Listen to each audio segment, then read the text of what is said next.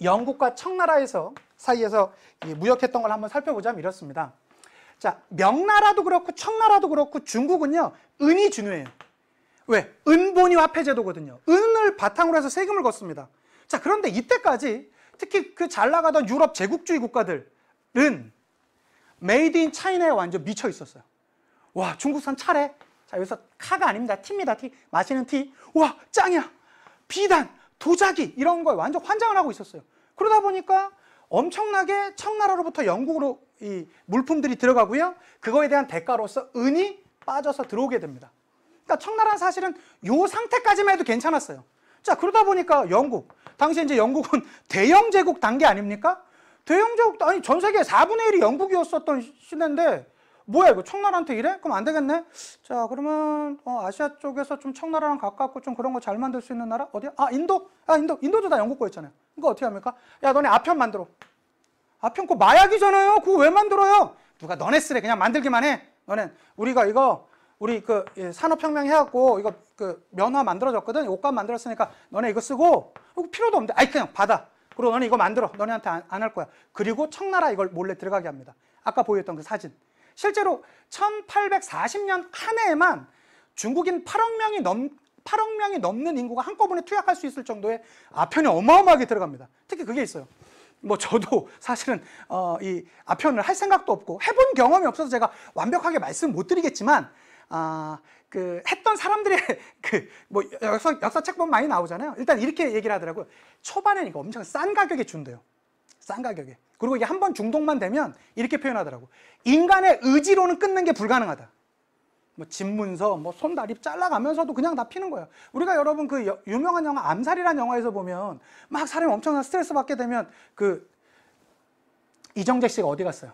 가서 막 아편 피죠. 그리고 막 환각을 보고 그러잖아요. 바로 그런 방. 아편방이 우리나라 지금 PC방보다 당시 중국에 아편방이 많았대요. 그럴 정도로 엄청나요. 그리고부터는 이제 어떻게 뭐가 문제냐면 중국을 떠받쳤던 바로 그 경제력인 은인데 은이 빠져나가는 거야. 시간이 지나면서 가격은 엄청나게 오르겠죠. 그리고 국민 건강에 치명타죠. 그러니까 이렇게 이 두 나라가 주고받던 편무역 형태에서 인도가 들어갔던 특히 이 아편을 핵심으로 하는 삼각무역 형태로 바뀌면서 중국은 당시 청나라는 어마어마한 충격에 빠지게 됩니다. 일단 경제적인 무역 적자가 나타나게 되고요. 뿐만 아니라 국민 건강에 치명타 이런 것들이 나오니까 청 정부에서 가만히 있었겠어요? 그래서 누구를 파견합니까? 당시에 흠차 대신이라고 하거든요. 그러니까 황제가 대신 파견한 거예요. 어마어마한 전권을 주고 임칙서라는 관리를 파견해서 아편을 소각해 합니다. 그런데 당시에 영국의 행태는 더 재밌습니다. 너네 왜 우리 아편 안 사? 한 대 맞을까? 이러면서 전쟁을 시작해요. 당시에 그래도 영국에도 생각이 있던 사람들이 있었을 거 아닙니까? 그래서 당시에 사람들이 그거를 이 전쟁을 해야 된다 말아야 된다를 놓고 막 옥신각신합니다. 영국 의회에서. 그러다 보니까 당시에 31살에 영국의 뭐 양심이라고 마지막 양심이라고까지 추앙받는 인물이 있는데요. 글래드스턴이라는 31살의 아주 젊은 정치인이 있었습니다. 그가 했던 연설이 지금도 남아있어요. 제가 한번 갖고 와봤는데요. 이것만큼 부정한 전쟁, 이것만큼 영국의 불명예로 빠뜨리게 될 전쟁을 나는 이제껏 보지도 못했고 책에서도 읽어본 적이 없습니다. 국가의 명예는 더럽혀졌습니다. 국가의 불의는 국가의 몰락을 앞당기는 가장 확실한 지름길입니다.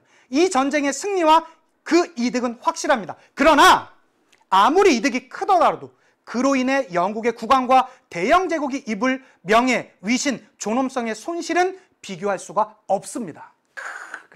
막 청년이 막 그냥 자신의 이 국가의 양심, 자존심, 자존감을 지키고자 하는 그 내용이 들어가 있지 않습니까? 그가 이렇게 반대 연설을 했음에도 불구하고 당시에 영국 의회에서는 투표 결과 271표 대 262표, 단 9표 차로 전쟁을 승낙하게 됩니다. 그 전쟁이 시작되게 되었었고요. 자, 그러면서 사실은 이때요. 수적으로만 보자면 청나라가 훨씬 많았죠. 청나라 군함 29대랑 영국 상선이래요. 그럼 약간 군함으로 변경을 했을 텐데 두 척이랑 붙어요. 2대 29로 붙어요.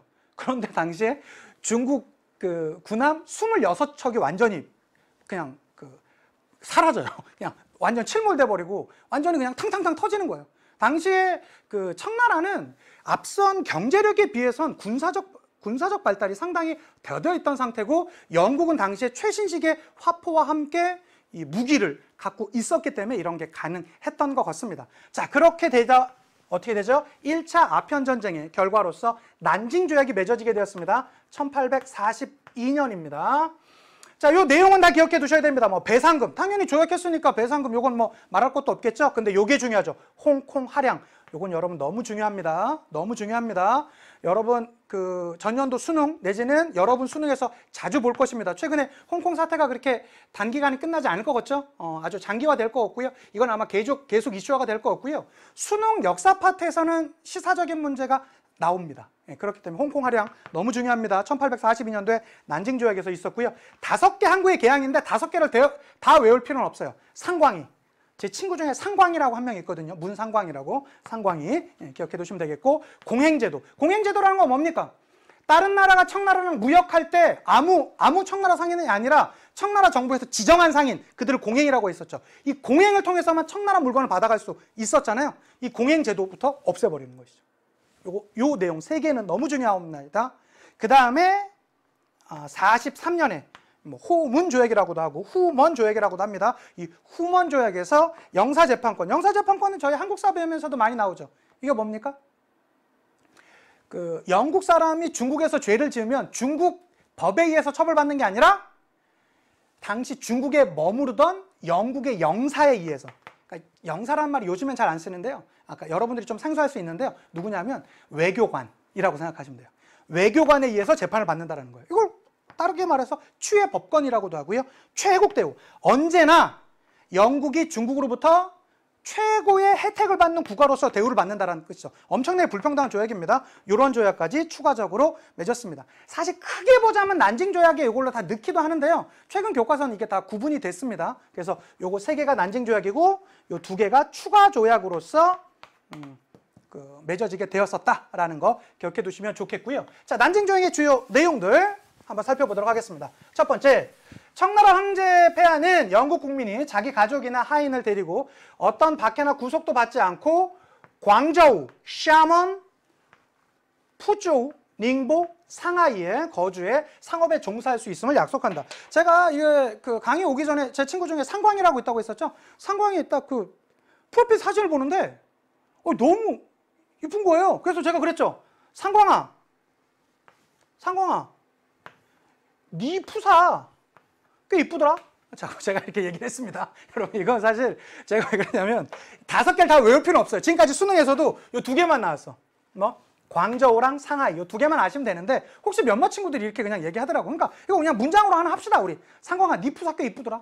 상광이, 뭐 여러분 친구 상광이 없겠지만 상광아, 네 푸사 꽤 이쁘더라. 그렇게 이제 기억해 두시면 되겠습니다. 다 외울 필요는 없어요. 그냥 상하이, 광저우. 광저우 요 정도만 이제 기억해 두시면 되겠고요. 자, 청나라 황제 폐하는 영국 여황제 폐하에게 홍콩을 넘겨줘. 홍콩은 참고로 다다음 강의 다시 배우긴 하겠지만 1997년도에 이제 중국으로 반환이 됐고요. 50년 동안 유예 기간을 두었었는데 그 지금의 중국 입장에서는 그 유예 기간을 조금 약간 앞당길라라는 느낌을 홍콩 사람들이 받게 된 것이죠. 자, 그것에 의해서 저항을 하게 되었었고 지금까지 우리가 흔히 말하는 홍콩 사태라는 게 이어지고 있습니다. 그래서 요거 여러분 좀 눈여겨서 잘 봐주셨으면 좋겠고요. 자, 제5조입니다.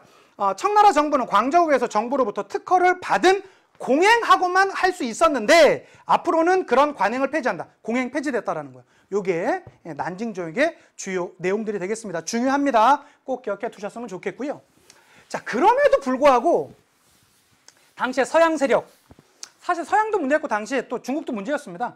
왜 그랬냐?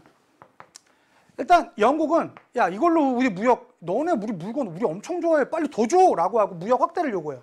근데 이때 청나라는요, 야 됐어 임마, 형이 임마 그 정도만 해줘도 많이 봐준 거잖아 하고 이제 해버려요. 근데 이때 영국이 여기서부터 엄청난 이득을 얻어가고 있죠. 그러면 또 어떤 나라가 등장합니까? 프랑스. 우리도 들어갔어야 되는데 막 이러고 있던 거예요. 자, 그러자 당시에 그 프랑스의 욕구와 영국의 욕구가 또 같이 맞아떨어집니다. 영국의 국기가 모독당했다라는, 이게 에로호라는 배의 이름인데요. 그 배에서 우리 영국의 국기가 모독당했다, 이거 사실 내용 보자 보면 말도 안 되는 거예요. 보자 보면 말도 안 되는 건데 실제로 영국이 그렇게 주장을 해요. 그리고 그때쯤 당시에 청나라에 들어갔었던 프랑스 선교사가 피살을 당합니다. 자, 그렇게 되면서 영국과 프랑스가 손잡고 들어왔던 게 2차 아편 전쟁입니다. 1856년부터 시작됐어요. 자, 그러다 보니까 이 두 나라가 이렇게 같이 들어오니까 1858년에 텐진 조약이라는 조약을 맺어요. 그 아까 5개 그 항구 있었지? 그거 외에 10개 항구 추가적으로 개항해 줄게. 그리고 크리스트교 선교 자유, 특히 프랑스가 이걸 어떤 나라든지 우리나라에서도 이 크리스트교 이 포교 자유권을 제일 먼저 얻어갔던 나라가 프랑스입니다. 프랑스가 특히 이런 걸 많이 요구를 했었고요. 그다음에 외국 공사의 베이징 주재, 요건 너무 중요해요. 무슨 말이냐? 외국 공사라는 말은 외국의 외교관이, 그러니까 청나라 말고 외국의 외교관, 그러니까 영국이나 프랑스겠죠. 베이징의 주재, 머무를 수 있다라는 거예요. 요게 왜 중요하냐면 외국 군대의 베이징 주둔이라는 문장이 있습니다. 외국 군대가 베이징에 주둔, 군대가 머무를 때는 보통 주둔이라는 표현을 쓰거든요. 요게 1901년도에 맺었었던 신축조약의 내용이에요. 의화단 운동의 결과로 맺어졌던 신축조약의 내용이거든요. 요 두 개를 반드시 구분해 두셔야 됩니다. 요거 학생들이 많이 헷갈려요. 이건 외교관이 베이징에 머무를 수 있던 거고, 이건 텐징조약의 결과고요. 그리고 외국 군대가 베이징에 머무를 수 있던 건 신축조약의 결과입니다. 의화단 운동의 결과로 신축조약을 맺거든요. 요거 꼭 기억해 두셔야 돼요. 요거 많이 나옵니다. 요거 꼭 기억해 두셔야 되며, 요거 비교해 두시는 거 포인트 중에 포인트입니다. 자, 그런데 여기까지 텐징조약 맺고요. 청나라 정부도요. 이거 뭐야? 야, 이거 너무 심한 거 아니야? 없애. 그러니까 당시 영국과 프랑스가 더 강하게 군사적 압박을 가해요. 그러자 이제 대치 상황이죠. 영국과 프랑스가 있고 이 청나라가 막 이렇게 대치하고 있으니까 러시아가 부릅니다. 러시아가, 야, 일로 와. 청나라, 야, 너네 솔직히 군사미술 없잖아. 얘네 무서운 애들이야. 그만해. 일로 와. 너도. 야, 그리고 영국, 프랑스 너네도 많이 먹었어. 일로 와. 그냥 이 정도 해서 요 내용 다 인정해주고, 그 다음에 지금의 홍콩은 홍콩 섬에다가 그 앞에 있는 그 반도까지 조금 가져갔거든요. 거기 주롱반도예요. 이게 지금의 홍콩 일대입니다. 이 주롱반도까지 넘겨줄게. 그리고 텐진항 추가 개항해. 요까지. 어때, 청나라? 너 이거 안 받으면 너네 큰일 나. 나라 망해. 그리고 영국, 프랑스 너네도 이것만 먹고 일단 해. 라고 하고 얘네가 중재를 해요. 그러자 청나라가 이걸 오케이 합니다. 그리고 영국과 프랑스도 오케이 해요. 그러면 러시아 같은 경우는 이걸 중재한 대가로 받았던 땅이 어디냐? 연해주입니다. 연해주 한국 사하면서 많이 배우셨죠?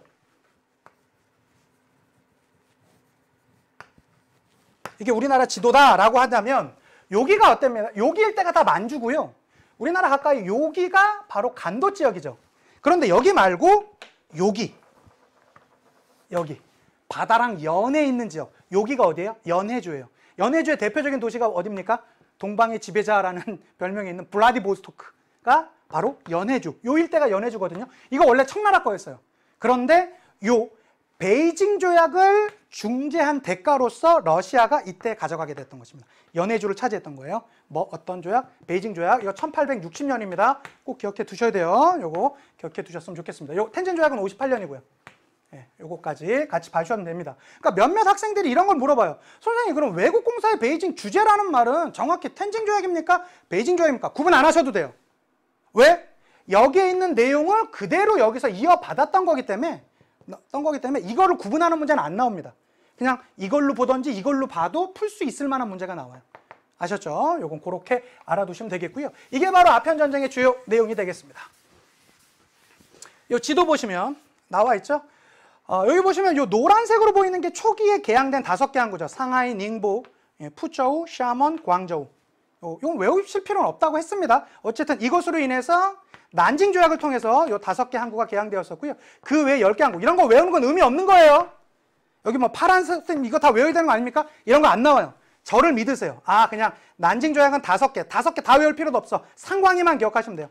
상하이, 광저우 등. 특히 광저우에 예전에 누가 있었죠? 공행이 있었죠. 그것과 함께 기억해 두시고, 2차 아편전쟁과 관련돼서 먼저 맺었던 게 텐진이고 그 다음이 베이징 조약이다 라는 거 정도까지 봐주셨으면 좋겠고,